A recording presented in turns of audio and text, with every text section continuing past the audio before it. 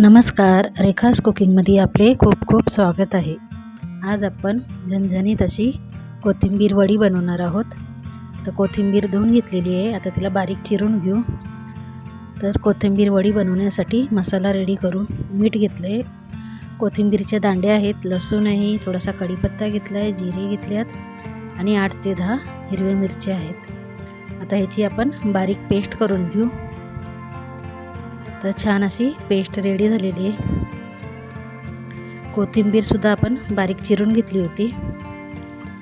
कोथिंबीर नीट करून स्वच्छ धुवायची आणि नंतर बारीक चिरायची. आता आपण जी पेस्ट रेडी केली होती ती पेस्ट टाकून घेऊ. पेस्ट टाकल्यानंतर आता आपण त्याच्यामध्ये बेसन पीठ घेणार आहे, ती टाकून घ्यायचं आहे.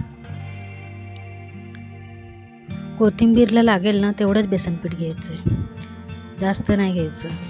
तर 2 जोडी कोथिंबीरीच्या होत्या म्हणून त्याच्यासमोर आपण 1 वाटी बेसन पीठ घेतलेले. आता सर्व व्यवस्थित मिक्स करून घेऊ.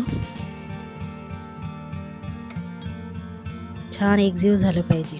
लगेच पाणी नाही टाकायचं, पाण्याची गरज लागली तर पाणी वापरा, किंवा कोथिंबीर नुसतीच अशी हाताने कुस्करली का नाही तर त्याच्यात खूप पाणी सुटतं कोथिंबीरीला, म्हणून कोथिंबीरीला पाण्याची गरज लागत नाही. आता छान असं बघू शकता, जरासुद्धा पाण्याचा वापर नाही केला.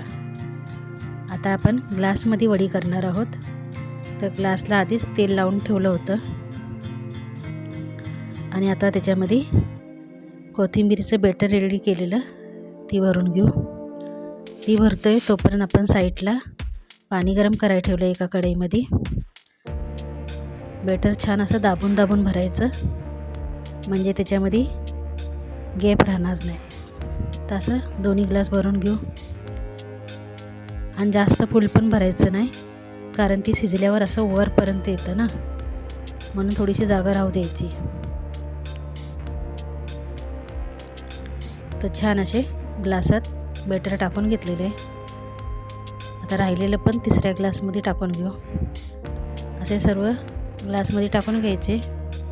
तुम्ही थापून पण वडी करू शकता, पण थोडीशी वेगळी पद्धत म्हणून ग्लासमध्ये भरलेलं आहे. एकदा नक्की करून बघा. आता कढईमध्ये पाणीसुद्धा गरम झालेलं आहे, छान पाणीला उकळी आली. आता ग्लास ठेवून घेऊ.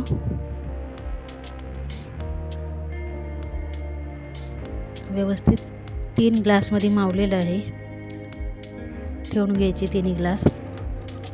आणि ग्लास ठेवायचे, वरून झाकण ठेवायचं आणि कमीत कमी 20 मिनटं त्याला शिजू द्यायचं, म्हणजे छान अशी आतपर्यंत कोथिंबीर वडी शिजली जाते.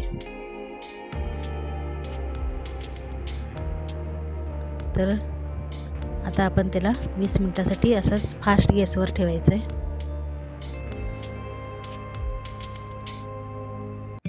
झाकण ठेवू आणि 20 मिनिटांनीच झाकण उघडायचं आहे. आता 20 मिनटं झालेले आहेत, एकदा चेक करून घेऊ. तर बघू शकता, मी बोललेले ना, एकदम गच्च भरलं का नाही तर वरपर्यंत येतं, म्हणून थोडीशी ग्लासमध्ये जागा राहू द्यायची. आता एका चाकूने बघून घेऊ शिजली का.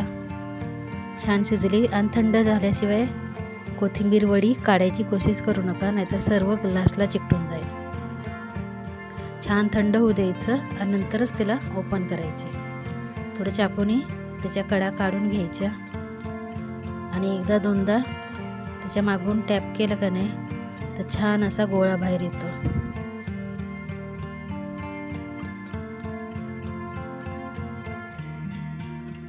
तर बघू शकता, असं सगळं टॅप करून असा गोळा बाहेर आलेला आहे छान.